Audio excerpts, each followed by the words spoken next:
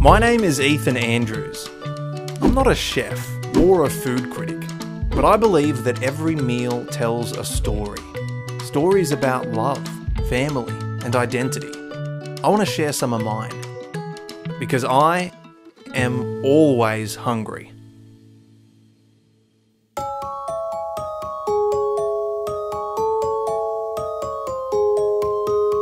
When I was a kid, the food I ate came from one place, the supermarket.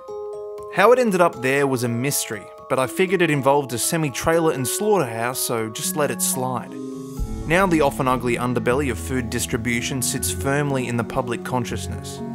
Taste is no longer the be-all and end-all of what's on your plate. Whether your ingredients are free-range, organic and locally sourced matters too. It's inspired the rise of farmers markets, encouraged people to grow their own, and even dragged some shoppers away from the checkout. To here, a bin.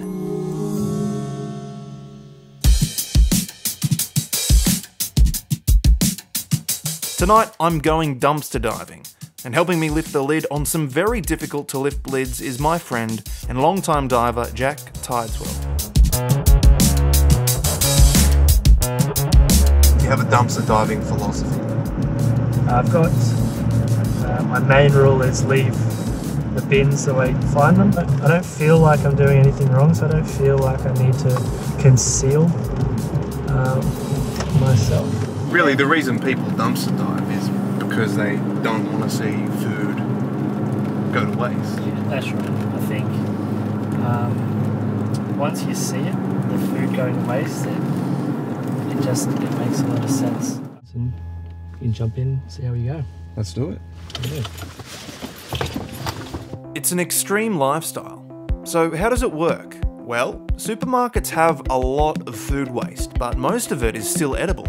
Produce gets bruised, packaging gets damaged, and products pass arbitrary best before dates. For Jack, this isn't stealing a loaf of bread to feed his starving family, but it is an economic decision.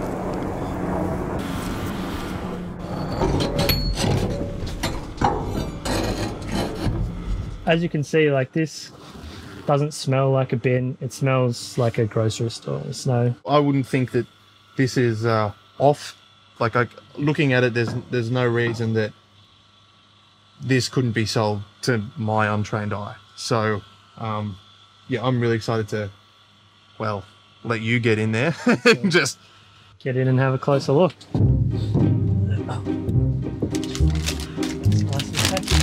Oranges, limes,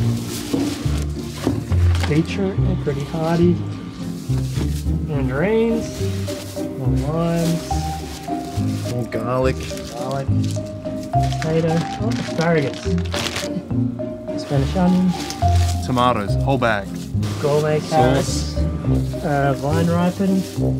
When I first started diving, a lot of it was to feed our animals. Right. I quickly realised they were eating a higher quality of produce than I was. Yeah, there are share houses I've lived in that would not have consumed this much fruit and veg Yeah. in the duration of our lease. Lemons that are fine, I don't see what is wrong with those. They probably just got a new order in. This is where the guilt kicks in for me. It's like, damned if you do, damned if you don't. That's our 5th packet of lemons. Oh, not that one, but 4. So we probably don't need that many lemons, but what's the alternative? Leave them here. Right, they rot here and no one takes them. Exactly. All this garlic. Ask and you shall receive. There's the capsicums. Look at that, capsicum, $7.99 a kilo. Paid nothing. Some kangaroo burger. I don't know if it's off, but it is best before 2 days ago. So if you want to take this home, we can smell it and possibly cook it tomorrow. What have we got to lose? Looks like there's some gourmet bread in this next bin. Looks to be perfectly fine.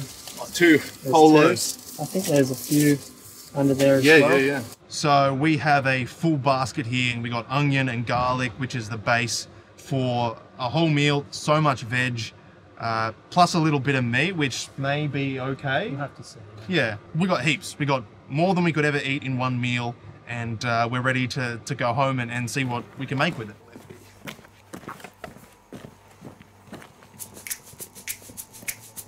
The The variety of this much fresh food in one kitchen is overwhelming, and so is the price.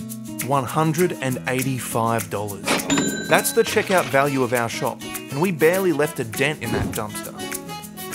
Our kangaroo patties have passed the smell test, so we're doing burgers. How's this for 100% bin-sourced food? Lettuce, tomato, beetroot, onion on sourdough with hand-cut artisanal oven-roasted chips. There's no smell at all here that would make me suspect this is anything but fresh. Like if I was cooking this at a barbecue, you know, there'd be no questions asked. The thing is, the 3-second rule's sort of obsolete here. Because normally I drop a potato and it's already peeled and I think, well, that's no good. But this is like sending it back home. I reckon your floor is dirtier than the bins last night. Bin appetit. Cheers. Alright, I'm going in. Let's do it. Initial thoughts? Very good. That it's really satisfying. Overall, this is fresher and feels kind of better for me than anything I'd get at a takeaway shop or at a chain. It's really good. So when a friend says, hey, do you want to grab dinner? Is your thought, I'd rather cook something we find? My thought is I'd rather not, but of course I don't want to be a friendless hermit that spends his whole time in bins, so you got to eat out occasionally. And have you ever been sick from this? Because that's the question that everyone has, even from meat.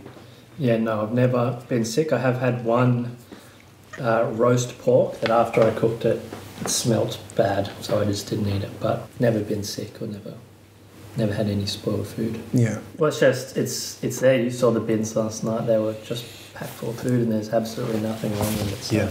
if I'm not eating, it's going to landfill. After seeing that, it's going to be so hard for me to walk into a supermarket. We'll wrap this tonight, and we won't think about it again. But there's that same amount of food in there. It's about to be thrown out again. Every single night there'll be. Every time I go to a supermarket now, I am going to keep an eye out for a skip around the back. Just find your own bins.